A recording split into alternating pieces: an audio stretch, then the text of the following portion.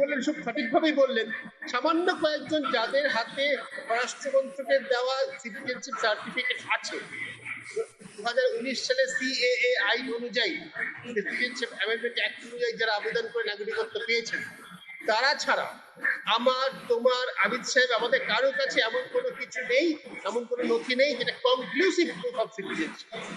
এই কনক্লুসিভ প্রুফটা দরকার হচ্ছে কেন, যেটা আবিদ সাহেব বারবারই বলছেন, একটু প্রিজাম্পশনের উপরই তো ধরে নেওয়া হয় যে অন্যরকম কিছু না হলে তিনি ভারতীয় নাগরিক হবেন।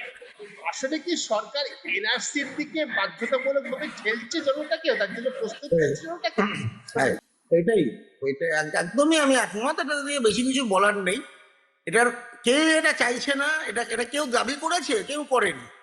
ওই মতুয়াদের একটা অংশ, তারা এই বোকার মতো হচ্ছে এই আমাদের নাগরিকত্বের কার্ড চাই, এবং তারা সবাই বাংলাদেশ থেকে আসা, তারাই হচ্ছে এখানে এগুলো করে শুরু করেছে। সবাই নয়, মতুয়াদের মধ্যে এর বিরোধী অংশ আছে, কিন্তু যারা আজকে বিজেপির তাবেদারি করছে, মতুয়াদের যে অংশটা, তারা এই নোংরামোটা শুরু করেছে এখানে। এবং এর ফলে আজকে এক মিনিট দর্শকদের জন্য তোমাকে একটু ইন্টারাপ্ট করে একটি দর্শকদের মনে করিয়ে দেওয়া, মতুয়াদের জন্য বোকার মতো বললে, মন্ত্রী শান্তনু ঠাকুর মন্ত্রী হয়েছিলেন, মন্ত্রী আছেন এখনো, তিনি কিন্তু বলেছেন আমি সিএ অনুসারে নাগরিকত্বের জন্য আবেদন করব। তিনি ভারতের নির্বাচনে জিতে লোকসভার সদস্য হয়ে মন্ত্রী হয়েছেন, তিনি বলেছেন আবেদন করব। তারপর আমরা জানি নিশ্চিত করে তাকে দলীয় নেতৃত্ব থেকে বলা হয় যে এমন কাজটি করতে যাবেন না, তাহলে প্রমাণ হবে যে আপনি ভুল করে মানে মিথ্যা তথ্য দিয়ে লোকসভায় দাঁড়িয়ে নির্বাচিত হয়েছে। হ্যাঁ, আমি তো এরকমও শুনেছি যে শান্তনু ঠাকুর আসলে আমাদের দেশেরই জন্মানো, তো মানে উনি বাংলাদেশে জন্মাননি, উনি এখানেই জন্মেছেন, তো তাহলে ওনার নাগরিকত্বের জন্য আবেদন করার বিষয়টা একটা গিমিক, ওনার কোনো প্রয়োজন নেই, উনি বাই বার্থ সিটিজেন যদি উনি এখানে জন্মে থাকেন। এবং যাকে আমি ব্যক্তি কোনো বিষয়ে যাচ্ছি না, আমার যেটা বক্তব্য হচ্ছে যে এই বিজেপি এই যে এনআরসি সিএ যে খেলাটা শুরু করলো 2019 সালের পরবর্তীতে, তার তখন থেকেই এগুলো নিয়ে বিতর্ক হয়েছে। তার আগে আসাম বাদ দিয়ে, আসামের একটা দীর্ঘ ইতিহাস আছে, আমি তার মধ্যে ঢুকছি না। ওখানে একটা আন্দোলন হয়েছে, আসাম চুক্তি হয়েছে, তারপরে আরো অনেক কিছু হয়েছে। আসামের একটা অন্য বিষয় আছে, কিন্তু গোটা দেশ জুড়ে আর কেউ এসব নিয়ে কিছু না। বিজেপি এক সময় এইসব অনুপ্রবেশ নিয়ে চেঁচামেচি করতো, মানুষ অতটা তাদের পাত্তাও দিত না, ওরা করত। এখন যেটা হয়েছে যে দুর্ভাগ্যজনকভাবে বিজেপির জনসমর্থনটা গোটা দেশেই বেড়ে গেছে, আর এখন পশ্চিমবঙ্গে তো তারা ক্ষমতায় চলে এসছে। এবার ক্ষমতায় চলে এসছে বলে এখন তারা এই এজেন্ডাটা মানুষের উপরে চাপিয়ে দিতে চাইছে গোটা দেশ। কিন্তু এটা যে স্বাভাবিকভাবে তলা থেকে কোনো দাবি হিসেবে উঠে এসছে এরকম নয়, এটা ওদের চাপানো দাবি, আর একটা মিথ্যেকে সত্যি প্রমাণ করার একটা অপচেষ্টা, যে আমাদের দেশে নাকি কোটি কোটি কোটি কোটি হচ্ছে অনুপ্রবেশকারী, বিশেষত বাংলাদেশ থেকে আগত মুসলিম সম্প্রদায়ের মানুষ এখানে বাস করে, যেটা একটা মিথ্যে কথা, এটার কোনো প্রমাণ নেই আজও। সেটাকে তারা প্রমাণ করতে চাইছেন, এসআইআর দিয়েও তারা সেটাই করার চেষ্টা করেছেন, ব্যর্থ হয়েছেন। 25 লক্ষ লোকের নাগরিকত্ব ভোটাধিকারটা ঝুলে আছে এখন অ্যাপিল ট্রাইব্যুনালে, কিন্তু এখন অব্দি পশ্চিমবঙ্গ ওরা অনুপ্রবেশকারী কাকে ধরতে পারলেন সেটা কিন্তু কেউ জানাচ্ছে না। দুর্ভাগ্যজনক ভাবে মিডিয়া তাদেরকে এই প্রশ্নটাও করছে না, সুপ্রিম কোর্টেও এই প্রশ্নটা তাদেরকে করছে না, অথচ ওরা তারা এখনো বলে চলেছে অনুপ্রবেশকারীদের নাকি তারা তাড়িয়ে দেবেন। তাহলে আসলে তারা এনআরসি করতে চান, করে এই বিবাদগুলোকে তারা জিয়ে রাখতে চান।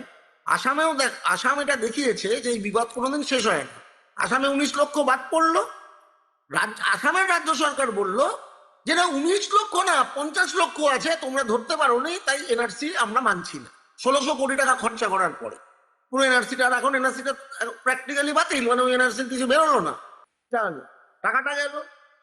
কোটি কোটি মানুষ, 3 কোটির ওপরে মানুষ, তাদের সময়, অর্থ সব কিছু গেল, 19 লক্ষ মানুষের নাগরিকত্ব ঝুলে গেল, অথচ বিষয়টার কোনো নিষ্পত্তি হলো না। তো এইটা হচ্ছে নাগরিকত্ব নিয়ে এই যে রাজনীতিটা চলছে, এটা একটা অত্যন্ত ফালতু রাজনীতি, খুব খারাপ রাজনীতি, এবং বিজেপি এখন গোটা দেশে সেই রাজনীতিটা করতে চাইছে। একটা এনআরসি তারা করতে চায় গোটা দেশে এবং পশ্চিমবঙ্গে, এবং এটাকে জিয়ে রাখার জন্য। এনআরসি করে যদি অনুপ্রবেশকারী না খুঁজে, এসআইআর করে খুঁজে পায়নি, এবার এনআরসি করে যদি খুঁজে না পায়, তার তখন বলবে যে না অন্য আরো একটা কিছু করব। ততদিন অবধি করে যাব যে দেশের যারা যারা জয় শ্রীরাম বলে যারা স্লোগান না দেবে তারাই হচ্ছে অনুপ্রবেশকারী। বিজেপিকে ভোটটা তাহলে তুমি দেশের নাগরিকত্ব কি তুমি কপালের ওপরে পদ্মফুলের চিহ্ন লেগে জয় শ্রীরাম করতে করতে রাস্তাঘাটে ঘুরে বেড়াও, তাহলেই তুমি ভারতের নাগরিক, না বাকি সবাই তোমরা সন্দেহজনক। তো এগুলো সব অবাস্তব অলিক সব জিনিসপত্র তারা করছে। এবং এই যে ফাসিস্ট যারা হয়, ফাসিস্ট মতাদর্শে যারা বিশ্বাস করে তারা এরকমই হয়, ওরাও এরকম করছে। এগুলো সব মিথ্যার বেসাতি, এগুলো সব মিথ্যার উপর ভিত্তি করে, এগুলো আমাদের দেশের সংবিধান আইন কানুনের সাথে এর কোনো সম্পর্ক নেই। একটা সাম্প্রদায়িক শক্তি সমাজেকে সাম্প্রদায়িক বিভাজন করার জন্য এই হচ্ছে নাগরিকত্ব নিয়ে মানুষের ছিনিমিনি খেলছে। এর প্রতিরোধ হওয়া উচিত। আর এর সম্বন্ধে আর আমার বাড়তি কিছু বলার নেই। ধন্যবাদ প্রসেনজিৎ, ধন্যবাদ আবিদ সাহেব। এই বিষয়টা নিয়ে সচেতনতা তৈরি করে আমাদের এই অনুষ্ঠানের উদ্দেশ্য, যে আসামের যে অভিজ্ঞতা এনআরসি নিয়ে আরেকবার সেটা বলি, ছোট্ট করে দর্শকদের মনে করিয়ে দিয়ে আজকে অনুষ্ঠান শেষ করব। যেটা প্রসেনজিৎ বললেন, 1600 কোটি টাকা খরচ করে বহু বছর ধরে 3 কোটি মানুষকে প্রশ্নের মধ্যে লেগে ফেলে শেষ পর্যন্ত 19 লক্ষ বিদেশি বা অনুপ্রবেশকারী বেরোলো। তার মধ্যেও সেটা পলিটিক্যাল ডিজাইন অনুযায়ী হলো না, তার মধ্যে 1/3 মাত্র মুসলিম বেরোলো, বাকি 2/3 অমুসলিম। সেটা পছন্দ হলো না শাসক বর্গের, বিজেপি শাসক বর্গের, তার ফলে পুরো জিনিসটাই এখন বাতিল হয়ে গেল। এই হচ্ছে আসামের অভিজ্ঞতা। আমাদের সামনে নতুন করে যখন নাগরিকত্বের প্রশ্ন আসছে আজকে, এই অভিজ্ঞতার কথা আমাদের অবশ্যই মনে রাখা উচিত।